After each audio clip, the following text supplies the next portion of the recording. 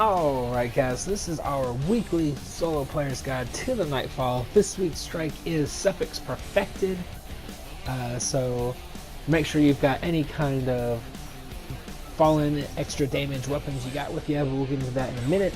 We do this every single week, every Tuesday and Wednesday with all three classes, so Hunter, Titan, and Warlock. This is going to be the Hunter variant, so if you need a Titan or Warlock variant, look in the description box below. I'll have those out no later than tomorrow. Also, if you need a Challenge of Elders guide, we're going to be doing that a little bit later today as well, and that's also going to be in the description box below. But other than that, let's go ahead and look at the modifiers, take a look at what they are this week, and then we'll look at our setup, what we're rocking, how we set up our subclass, and then we'll rock the rest of the guide. Alright, modifiers this week are Epic. Heavily shielded and highly aggressive enemies appear in great numbers. Arc Burn. Arc damage from any source is greatly increased. Ironclad. More enemies have shields. Only time you have to worry about this in this strike is with the Hive Knights and the Fallen Shanks, but we'll get to that in a minute. Catapult. Grenade recharge is greatly increased. And Exposure. Guardian shields are increased but do not replenish. That's a lie. They do replenish, but it's very slowly. As far as setup goes, we start out with the Night Stalker. We'll get into that in a second. Of course, we're rocking the Shadow Supercell. If you don't have this or any other arc primary, I feel for you, it's going to be pretty difficult. But if that's the case, I would say a scout rifle, high impact scout rifle. You don't want to be too close to anything with exposure on. Also, if you have Devil's Dawn and Arc, pull that out. You definitely want that. Or a other high impact, low rate of fire sniper rifle. Devil's Dawn is what I would say go for because it's got Disciplinarian, where it deals a small amount of bonus damage to fallen enemies, and since Sepiks Perfected, I believe counts as fallen, as well as some of the fallen enemies obviously are fallen. I would definitely go with that. I'm reusing a arc machine gun, but if you have any other kind of like machine gun or rocket launcher, that's arc. As long as it's arc, definitely go ahead and use that. And then Bones Veo, whatever. I like Shade Step because it gets me out quicker, but Keen Scout might help you out. You never know. You definitely want to rock Lockdown. Grenade and smoke effects last twice as long, allowing strong territory control. So if you needed to go Invis, which I wasn't even using, didn't even notice.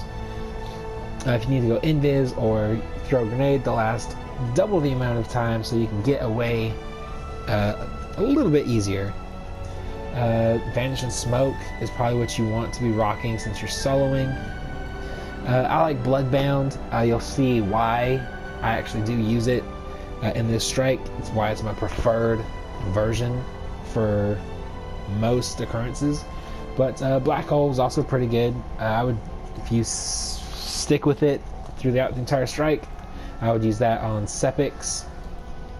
And then of course Jump. And I would actually recommend Spike Grenades this week. You'll see why.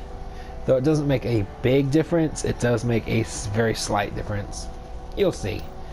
Alright, and then we switch over to Blade Dancer once we get to Sepiks himself. Going Stalker. Gain invisibility after crouching in place for a short time, which means you don't move, you can reload your weapons, but that's about it. Then going Shadowjack. Increases the duration of invisibility effect, so it's going to last a little bit longer. And then I'm going to show you guys a trick you probably won't see anybody else doing with the Blade Dancer, which is Escape Artist. Hitting an enemy with Blank Strike grants brief invisibility. Right after you get done doing like escaping, go ahead and do Fast Twitch, and it will reduce the cooldown. It almost recharges almost instantly, maybe like within 5-10 seconds, and then you can just switch right back to Escape Artist, and there you go. You'll actually see me do that a few times in the boss fight. And then Vanish, press R1 during Arc Blade to disappear from sight. You definitely see the invisibility motif we're going for since we're soloing. And then I'm using flux grenades just because I think they're the better of the three as far as PvE goes. Arc bolt grenades got nerfed into the ground a while ago, and script grenades I think are better for PvP than PvE. Though some might say flux grenades now are the new skip grenades. Anyways, so that's as far as setup goes. Let's go ahead and get into this guide. Alright, so the Nightfall area actually starts up pretty decently early on this time around. So what you want to do is you just come up around here. You're going to go through here. There's going to be a couple of thralls.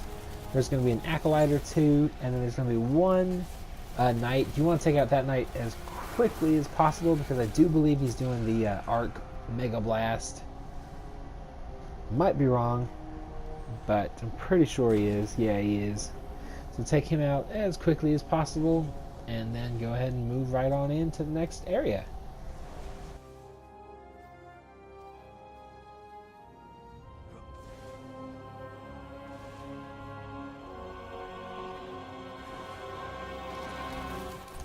Alright, once you get in this room, your top priority is going to be taking out the knight and the wizard. Those are your two main concerns because those are both going to do a lot of arc damage very quickly. And with exposure, you want to keep that down to minimum. So if you can't see him directly, just wait for him. He will pop out. One pop to the head should get him down because he does have an arc shield, so you'll do more damage to his shield as well.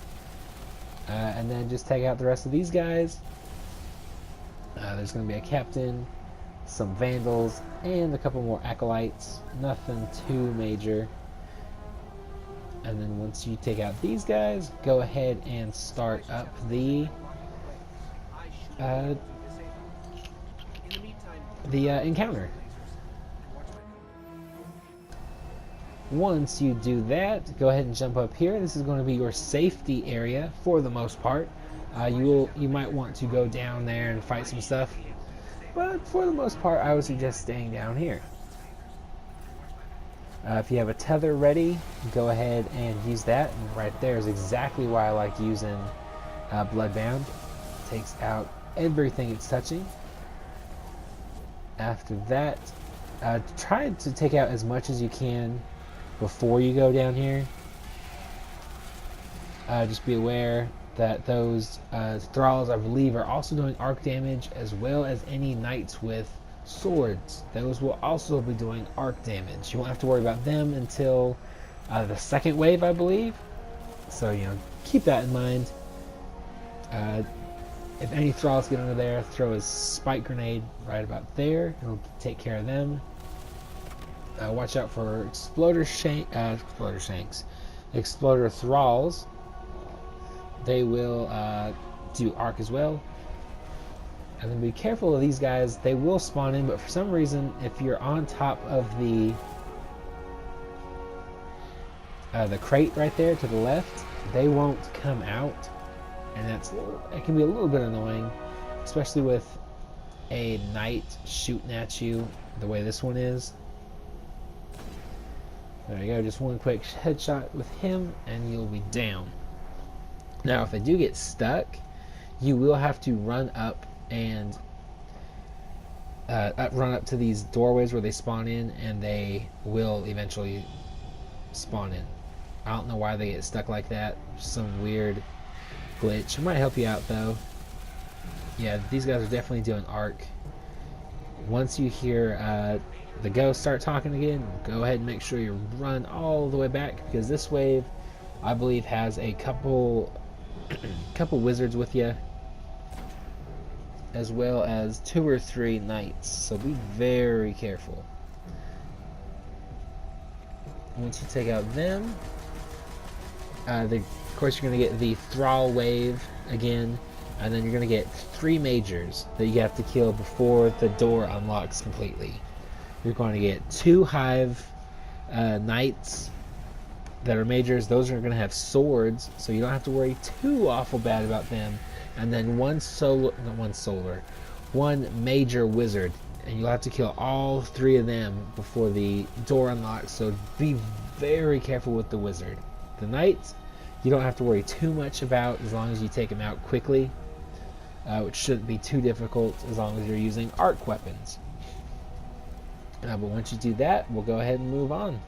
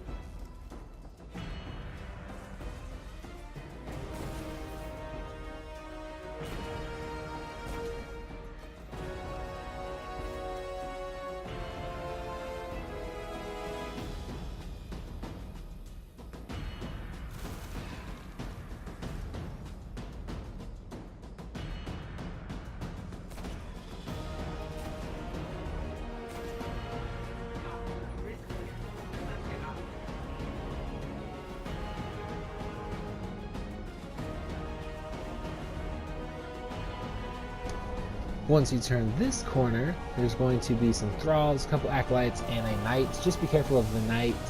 Everything else you don't really have to worry about. And then the knight, there's 2 knights actually. One with a sword and one with a boomer shot. So be careful of the boomer. The sword, you don't really have to worry too much about.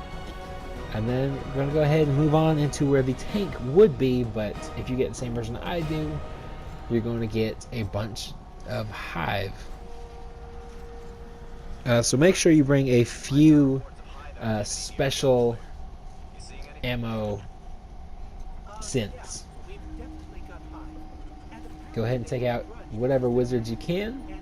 Usually 2 headshots will take them out. And then they're going to start spawning in ogres. Go ahead and just take them out as quickly as possible with either like your whatever arc weapons you have, sniper preferably because it'll do a bunch of damage, or if you're using an adept weapon, go ahead and use that as well. But just go ahead and take them out. I think there's 3 in total, 3 or 4, and then you're also going to get a couple. There's a wizard in there in the middle where you see me shooting, as well as a knight. So just be careful of that. Be careful of the ships shooting at you. They're not too hard to get rid of or to like juke out, but just keep them in mind. They are shooting at you. So if you have to, go ahead and run into the building. But yeah, other than that, it's going to be pretty straightforward. Just stay as far back as you can. especially from the wizards and the ogres. Those are going to do a lot of damage. Yes, the ogre is doing arc damage, or not arc, but void damage, but he will still hurt a lot.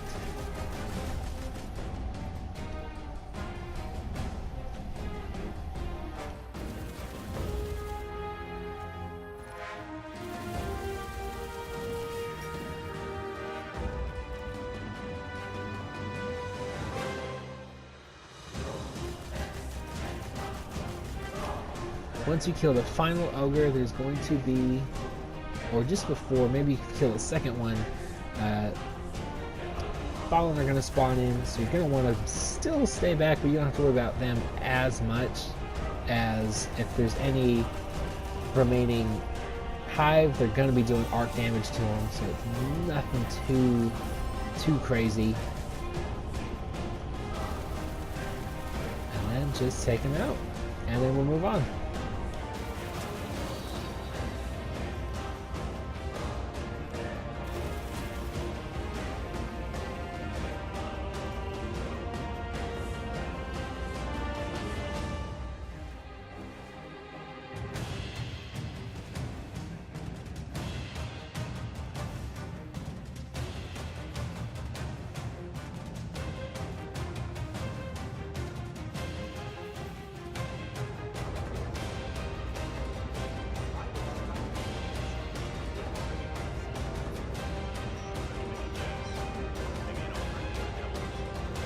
As you can see, this is about where I'm making sure I got my right subclass on now. I think I use the Shadow Jack perk or a little trick here. Yes, I do.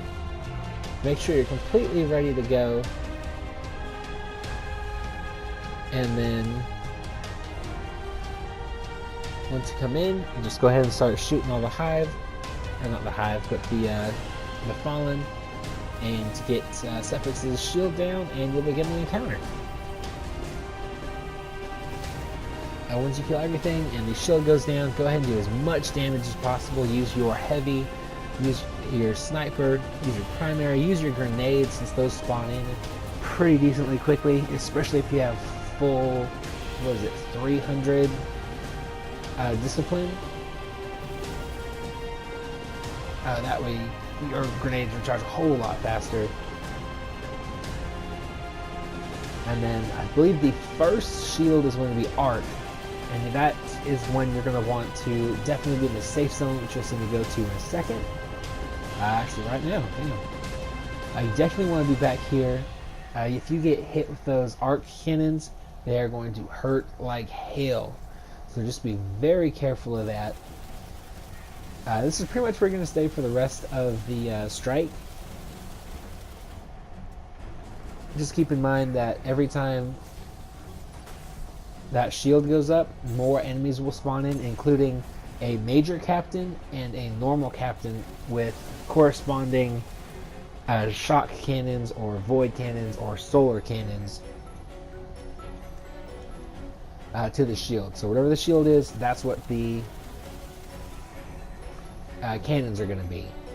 Obviously, the first wave is going to be the most dangerous. I would suggest killing both captains and then trying and get a second shock cannon blast on him for that little bit of extra damage.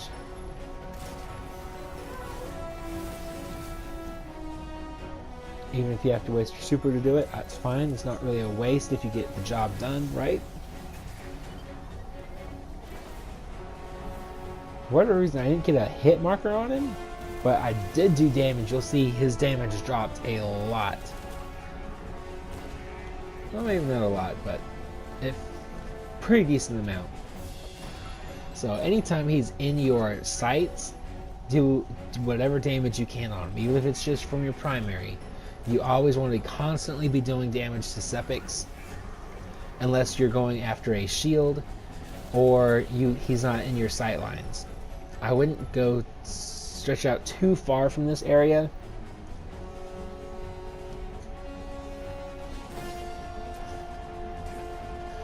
goddamn aim assist is unreal on this shot, on this sniper too.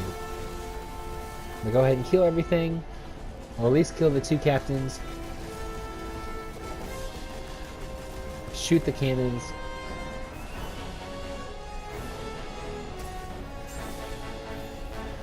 Get that shield down, and then head straight back to the safety zone.